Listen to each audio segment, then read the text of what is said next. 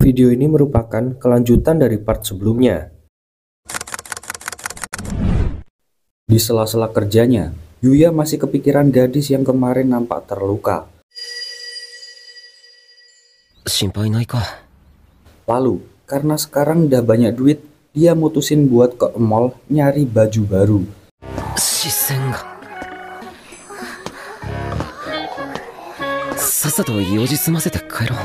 Di sudut ruangan, seseorang nampak marah-marah karena modelnya selalu terlambat akhir-akhir ini. Dan tentunya merugikan banyak pihak. Gak mau tahu, dia pengen orang random aja yang jadi modelnya.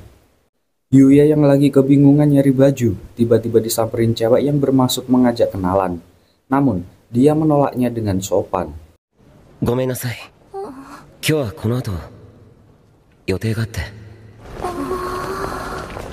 Hingga gak sengaja abang ini menemukannya dan menjelaskan situasi yang sedang mereka alami.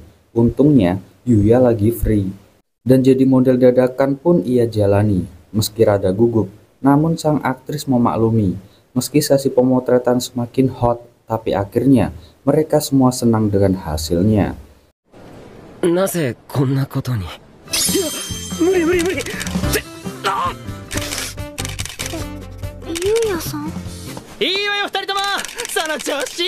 Di tempat lain, sang putri masih kepikiran Yuya. Sebagai anggota kerajaan, dia beranggapan wajib mengutarakan rasa terima kasihnya setelah diselamatkan. Namun para ajudan merasa keberatan karena lokasi itu amat berbahaya untuk manusia. Di mall, Mio yang merupakan partner model Yuya meminta maaf karena jadi melibatkannya di pekerjaan ini. Yuya pun memujinya hingga dia bercerita tentang kehidupan kelam sebelumnya. Dia juga baru mengerti di balik cover majalah yang keren, banyak orang yang terlibat dan bekerja keras untuk hasil itu. Mio pun gantian cerita, jika sebenarnya dia butuh perhatian yang gak didapat dari ortunya. Tapi setelah dia jadi model, banyak yang mulai mengidolakan, bahkan terinspirasi olehnya. Maka dari itu, dia mengajak Yuya untuk memanfaatkan setiap momen di hidupnya. Ekspresi lepas keduanya gak disia-siakan oleh fotografer. 私がきっかけでファッションに興味を持ってくれたり、一つ一つを自分の糧にしていけばいいんじゃないでしょうか。 Setelahnya, sang model utama pun tiba dengan entengnya meremehkan pekerjaan dan berusaha melecehkan Miu. Yuya yang merasa terganggu mencoba menegurnya, tapi dia yang gak terima dan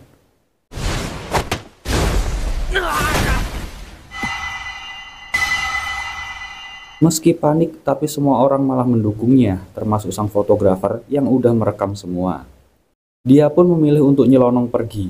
Setelahnya, Miu berterima kasih pada Yuya karena merasa terganggu dengan perilaku model tadi selama ini.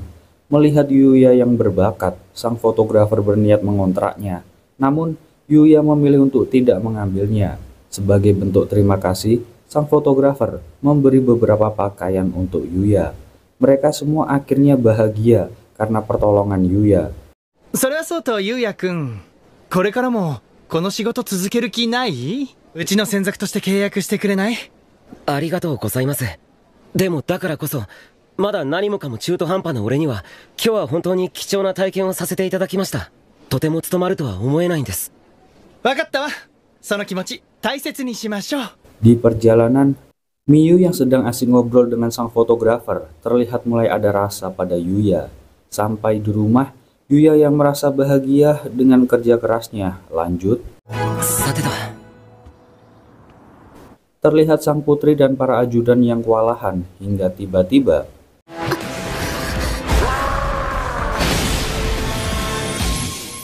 setelah dibasmi semua, sang putri akhirnya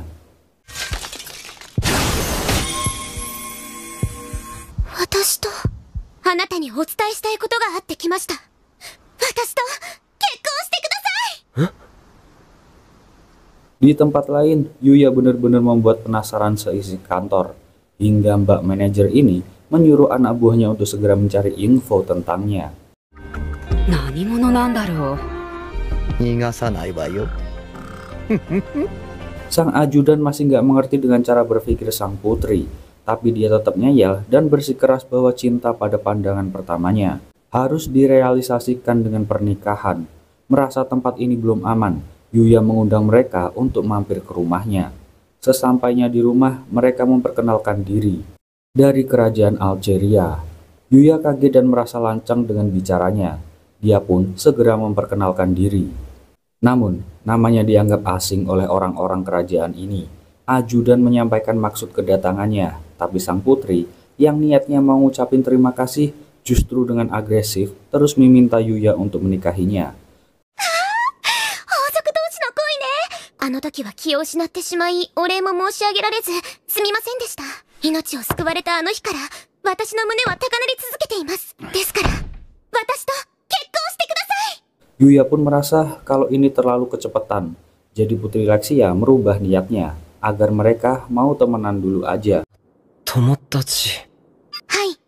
私は、ユウヤ様とお友達になりたいのです。 Setelahnya, sang ajudan juga menyampaikan pesan jika sang raja mengundang Yuya ke istana. Berita mendadak ini membuat Yuya makin panik karena masih ada agenda di dunia nyata. Yuya belum bisa ngasih kepastian. Di tempat lain, seseorang terlihat marah pada anak buahnya karena gagal menjalankan rencana. Dia pun terlihat kesal dan mengancam Lexia. Lalu, ini hari pertama Yuya masuk Akademi Oushi. Dia selalu jadi pusat perhatian semua orang. Dia disambut Pak Kepala dan langsung diperkenalkan pada teman-teman satu kelasnya. Saat lagi olahraga, Yuya yang belum punya seragam terpaksa hanya bisa mengamati mereka. Lalu seorang gadis bernama Kaide mendekati dan berkenalan dengannya, hingga terjadi kejadian tak terduga.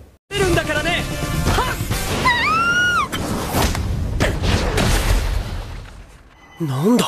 あの動き。大丈夫？大丈夫。怪我とかしてない？立てそう？ Merasa bersalah, cowok tadi juga berterima kasih pada Yuya dan semua terlihat bahagia setelahnya. Kini giliran kelas Kaori yang akan memulai sesi pelajaran olahraga. Di ruang ganti, semua membicarakan tentangnya. Melihat paras tampannya, membuat semua orang mengira dia udah punya pacar. Tapi Kaori dan Kaede kompak menyanggahnya. Gak berselang lama, Red Ogre, geng yang katanya paling brutal, tiba-tiba aja menyerang sekolah itu. Kaori dengan lantang mencegat mereka. Rupanya dendam adik Yuya yang menyebabkan mereka menyerang sekolah ini. Dan berniat untuk menculiknya.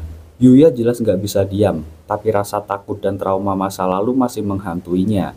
Yang membuatnya dia mematung, tapi dengan cepat menyadarkan diri. Dan...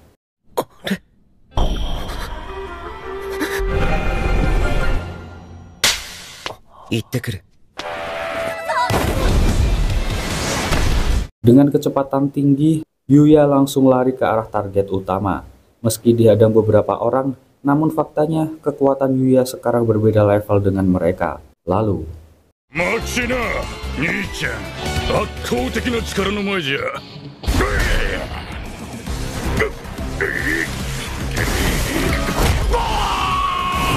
untung aja Kaori nggak terluka. Sang pemimpin yang nggak rela dipermainkan langsung aja turun tangan.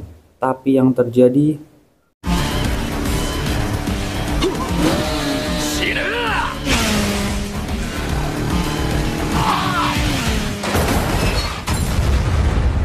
Setelahnya, Pak Solipi yang datang tinggal membereskan. Kaori hampir pingsan, tapi untungnya ada Yuya yang sigap menolongnya. Pemimpin geng gak terima dengan kekalahan ini. Dia mencoba mencelakai adik Yuya, tapi untung Yuya segera menolongnya. Hanase. Hanase.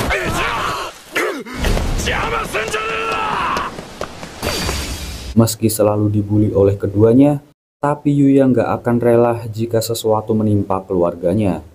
Lalu, teman-teman yang menghampiri memuji kehebatan Yuya yang luar biasa ini. Itu dia Cis rekapan kali ini. Makasih buat yang udah nyempetin nonton dari awal sampai akhir. Kita ketemu lagi di video selanjutnya ya Cis. Adios, pamitos.